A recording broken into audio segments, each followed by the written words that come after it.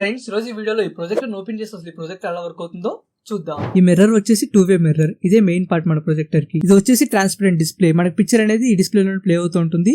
ఈ డిస్ప్లే నుంచి మనకి ప్రొజెక్ట్ అయ్యి మిర్రర్ మీద పడి మిర్రర్ లో నుంచి మ్యాగ్నిఫైయింగ్ గ్లాస్ ద్వారా బయటకు అవుట్పుట్ అయితే వస్తుంది. ఇది వచ్చేసి మ్యాగ్నిఫైయింగ్ ఫైబర్ షీట్. మనకి డిస్ప్లే మీద ఉన్న పిక్చర్ ఏదైతే ఉందో ఈ మ్యాగ్నిఫైయింగ్ ఫైబర్ షీట్ లో నుంచి వెళ్ళి మనకి మిర్రర్ మీద పడుతుంది.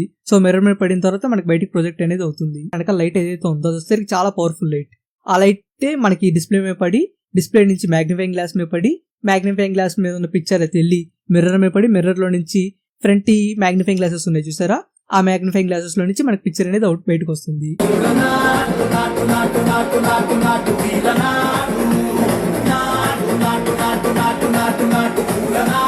వచ్చేసరికి ఫ్రంట్ మ్యాగ్నిఫైయింగ్ గ్లాసెస్ ఇవి వచ్చేసరికి 2 ఉంటాయి.